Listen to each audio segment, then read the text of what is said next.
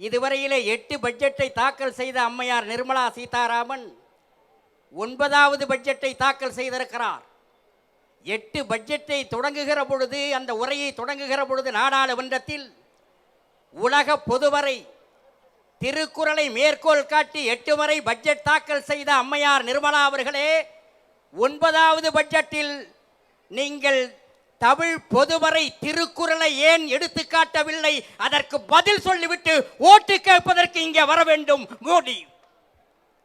திருக்குறளை புறக்கணித்தால் தமிழை புறக்கணித்ததாக அர்த்தம், தமிழ்நாட்டை புறக்கணித்ததாக அர்த்தம். ஏன் எதிர்க்கிறோம்? மத்திய பட்ஜெட்டுக்கு எதிராக ஏன் இந்த ஆர்ப்பாட்டம்? பச்சை துரோகம் செய்திருக்கிறார் மோடி. காலடியிலே விழுந்து கிடக்கிறார் எடப்பாடி. தமிழ்நாட்டுக்கு அள்ளி கொடுக்கவில்லை, கிள்ளி தந்திருக்கிறார்கள். பின்தங்கிய மாநிலம், காட்டுமிராண்டிகளாக ஆட்சி நடத்துகிற உத்தரப்பிரதேசத்துக்கு 2,68,000 கோடி, மத்திய பிரதேசத்துக்கு 1,51,000 கோடி, கூட்டணி ஆட்சி நடத்துகிற பீகாருக்கு 1,12,000 கோடி. எல்லா துறைகளிலும் நம்பர் 1 அரசை நடத்தி கொண்டிருக்கிறாரே தளபதி. இந்த தமிழ்நாட்டுக்கு 65,520 கோடி. இது வஞ்சகம், இது பச்சை துரோகம். தமிழ்நாடு இந்தியாவிலே முதலிடத்தில் இருக்கிறது. நம்முடைய முதலமைச்சர் சொல்லி இருக்கிறார், புள்ளி விவரங்கள் சொல்கின்றன, நிதி ஆயோக் சொல்கிறது. இது எல்லாவற்றை காட்டிலும் இங்கே ஓட்டு கேட்க வரக்கூடிய பாரதிய ஜனதா கட்சியாக இருந்தாலும், அவர் காலடியிலே விழுந்து கிடக்கிற எடப்பாடியாக இருந்தாலும், ஒரு செய்தி நான் சொல்ல விரும்புகிறேன்.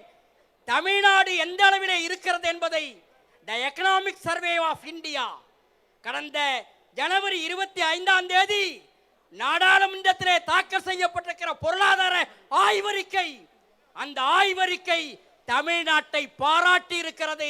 நம்பர் 1 மாநிலம் என்று அறிவித்திருக்கிறது. வேண்டுமானால் எடுத்து பார்க்க வேண்டும்.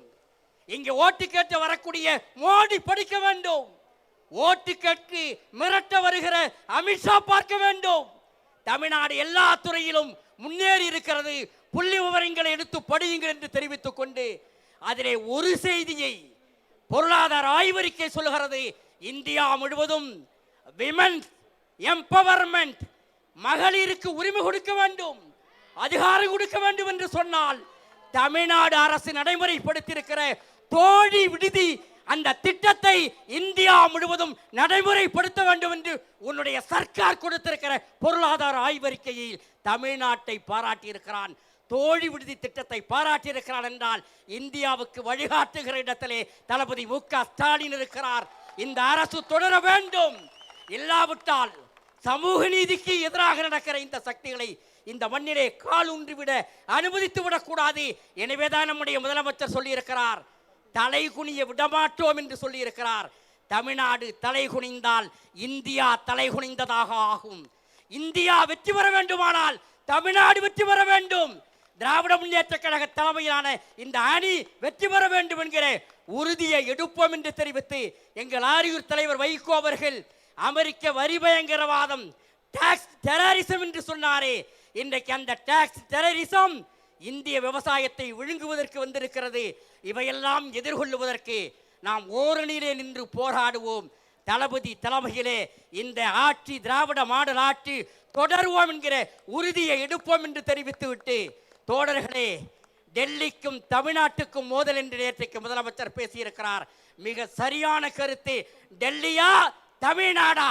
பட்டி தொட்டியெல்லாம் இந்த கேள்வியை எழுப்புவோம், பட்டண கரையெல்லாம் எழுப்புவோம், திண்ணை திண்ணையாக பிரச்சாரத்தை மேற்கொள்வோம். டெல்லியா தமிழ்நாடா என்றால் 1967 டெல்லியை தோற்கடித்தது தமிழ்நாடு. இந்த மண்ணோடு வாழாட்டாதீர்கள் என்று தெரிவித்து ஓரணியில் ஒன்று திரள்வோம். திராவிட மாடல் ஆட்சி தொடர்வதற்கு உறுதியேற்போம். வாய்ப்புக்கு நன்றி, வணக்கம்.